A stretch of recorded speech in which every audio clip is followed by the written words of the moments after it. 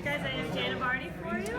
Hi guys! How's it going? Good. How are you? Oh my gosh, I love that tripod. It looks like it's just gonna scurry away. It looks like one of those like a spider bot from the original Tron, which I was just talking about. Yeah. It looks like it's one that just like how in the grid bug. I think that's what it's called. It like pops up and maybe I don't like it. Maybe I'm very afraid of it. I'll keep it under control. Okay, good. So, what was your reaction when you read the script for the end of season 1 and it ends on your grave? Yeah. Was that like your thought process going into season 2 where you just couldn't wait to find out I definitely was like, at least this is a weird imaginary universe where that doesn't necessarily mean what it would mean in a normal one. I think also because, to be frank with you, and I'm sure he's acknowledged this as well, I think Dana said, I'm going to get you out of this. So it was like, oh, good luck with that. See you in a few months, buddy. But yeah, it was cool. It was cool. At the time, it was fun to wear something that wasn't a sheriff's uniform. I was wearing a heavy white cloak, but that felt like a nice change. Yeah, it's some like 18th century garb. And it gets hot in Georgia, so I can imagine it's the funnest thing to wear all the time. I'll tell you, it was very, very hot, and but inevitably what would happen is I would be wearing, like it's a polyester uniform. It doesn't feel good. It doesn't breathe, and then you have this big, heavy, utility belt with the cuffs and the gun and all that kind of stuff, which weighs a ton. So having like the shirt tucked in and the high-waisted pants and this, it just felt like I would ask the medics to have a bag of ice just standing by so that when we would stop shooting, I would like lift my shirt to my stomach and just put the ice there to try to like cool my core temperature down. So I would be like feeling really sorry for myself about all of this, and then I would turn and look, and someone like Nick Ignis, who plays all these amazing creatures, who was in like latex and makeup from head to toe, in like a black lace gown with just contact lenses to where he can't see out of them. And he would just be sitting there happy as a clam, like, no, I'm fine. Someone would be like, oh, Mick, you must be so hot. Do you need anything? Do you want some more? And he'd be like, fine. And then I was over there like, my sheriff's uniform is so hot. So I learned to nut up a little bit and try not to look so bad and diva-ish when I was surrounded by people who had a lot worse than I did. And the guys carry, like, you're holding a Steadicam, like you're holding a human person's weight on your shoulder, and I'm like, I declare. So, yeah. Champions all around. Exactly. So what was your favorite moment like shooting in season 2? There's a lot of great stuff happening, they told us. So what are you looking most forward to everyone seeing? I love the whole arc of what happens with Stan and Evie, kind of what they have to contend with, and the idea that he sort of goes down a road that she doesn't approve of, and so in disapproving of him and trying to convince him otherwise, they both have to like deal with the reality of caring about each other, which was there's a ton of great stuff that we got to play that I just loved. That made me really love my job. And then also Evie spends a little more time with Denise in the second season, and I loved Deborah Jr. I love that character, and so it was really fun to have like girl time where you sort of go, well, yeah, those two are. Why don't they spend some time together, just us girls? And so some of that happens, and I would say two very funny results. Yeah. I don't know if Dana has talked about it much, but there's a sort of bachelor element that Denise and Evie both love watching this show. It's like The Bachelor, so that goes horribly awry. Of course. Beautiful garbage, that show. Yeah, exactly. John was telling us that he tries to get all the actors the scripts before you guys head down to Georgia, I think it is. How do you like being able to live with those scripts prior to going down there as opposed to like getting them on the fly? I love having them in advance. I think it's great. I mean, I'm used to the opposite. I'm used to kind of rolling with punches and finding stuff out last minute and going like, okay, this is going to be, like the energy is going to be very real because this is very new.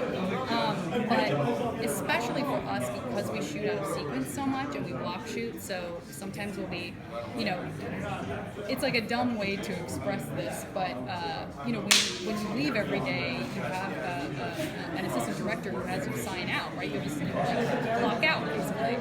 And so there will be days where we will be shooting like 5 pieces of 5 different episodes, and it's broken down by episodes. So you just be signing, and then and that was for me. That was like a really funny way of kind of representing and understanding how much we were getting done in such a short period of time. Was like her being like, you'd be like, okay, all right, what's my call time for tomorrow? Oh, there's another one. Okay, all right, great. And so you want me to, oh, okay. Like, you sort of look back and go, did we shoot stuff from 5 different episodes today? We did? Okay, that's intense. So if we didn't have them in advance, I think there would be so much of like, what's happening here? Like, what is going on? So at least you can have the complete arc of the story like always in your mind, which is super helpful.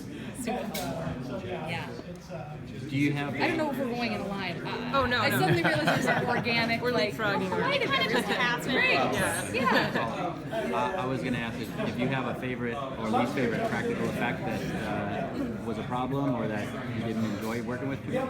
Yeah, I did not love being vomited on for what felt like a million years on that the first episode, I think. Yeah, things start off with a big barf bang. Yeah, because I think they thought it was just going to be less in general. Like, they thought the volume was going to be less, and they thought it was going to last a shorter duration.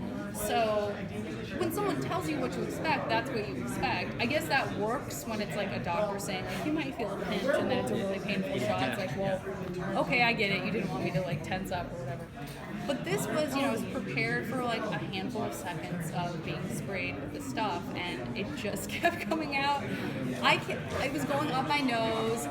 The projectile was so strong that I was lying mostly horizontal. I think I had a mat under me, so I was a little bit raised up, but it like shot into my nose, but then it would shoot past and around me, and then the force of it shot all the way down the collar of my shirt, all the way into my underwear.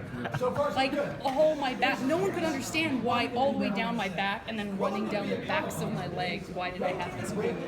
And it was because it was a little more powerful than anyone expected. How many takes was it? We only did it once. It was like being waterboarded. Like, I couldn't breathe for what felt like a very long time.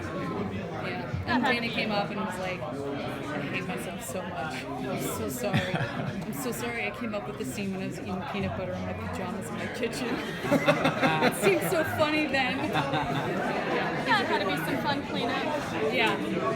Then again, well, for me, yeah. It also stained. I think it stained a little bit, so it was like, I don't look like I had a terrible rash. Oh, were you a horror fan before you? I was on the show. Yeah, I was. By the way, I feel like a lot of you here last year. I feel like I recognized. I definitely. Oh, I was on SDCC, yeah. Oh my There gosh. we go. I I was like, these are like, maybe with the exception of you. Yeah, I was not. I feel like okay, all right. I just remember looking. So hi, friends. Good to see you. Good to see you.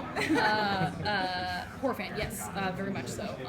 I will give almost any shark movie a chance, unless it's like willfully silly, like Sharknado. And I get it, but I really want to genuinely be scared.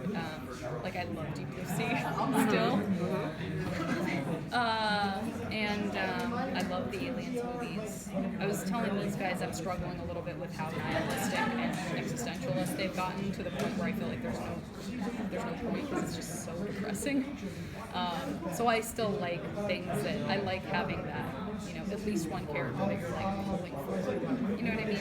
And I think it's gotten like those movies I think are so brilliant, and they're very cerebral, and something has been lost for me where I'm not rooting for anyone. Instead, I feel more like I'm like, oh well, sure. That's how I felt during the last Alien one. Yeah.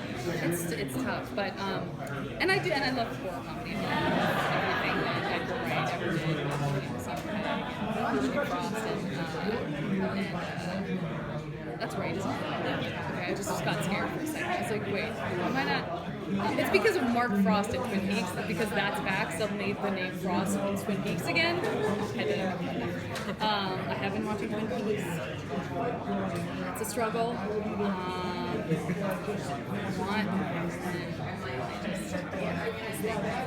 Because everything online is like, it's the most brilliant thing that's ever been on television. Like, hands down. He did it. He's back, everybody. And I'm like, what I think someone is going to do is at some point take all the episodes once it's finally done and edit their own version of like, this is what we all want to be.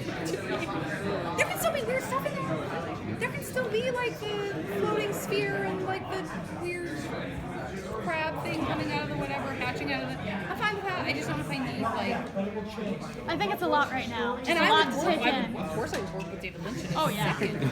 I just feel like I'm dumb. I feel like I'm stupid because I love going to museums. I love art installations. I love him, and I'm having trouble kind of Yeah. keeping it all. It's a lot to take in. But it's very evocative. It makes you feel something. It may not be the thing you always wanted to make you feel, but yeah. Yeah. There's time for one more question. Actually, so we're going to be meeting husbands. So can you, Oh yeah. can you talk a little bit about their, tease a little bit about their relationship? Sure. Well, I think Stan actually is like, this is not what I was expecting. We have such great guest stars this year, and David Keckner I've known for many years, and I've worked with before, particularly like on stage and kind of doing live improv stuff. But he's so great, and I was really excited when he was able to come play Kenny. Yeah, he's just a total jackass. I mean, it is like. For sure, when I read the script, I was like, oh no, Evie, why are you like, she's still like a tough, capable character for all of the silly things that happen to all the characters on the show. Like, why does she have to be another woman that you go like, why him? But unfortunately, but he's great. He's so funny. And yeah, the other guest stars we have this year are just like, oh my god, we got Steve Ogg. This is amazing. He's amazing. This is gonna be great. So it was really fun. It was really fun. Thank you. Thank you. Guys, good seeing you. Janet, just one last thing. You sent me like this little gift card thing when your podcast first started a long time ago. I want to say thank you in person because you were so lovely to be here. And your podcast is always the best. Oh, good. I'm glad you're still listening. Oh, always. We have one more round of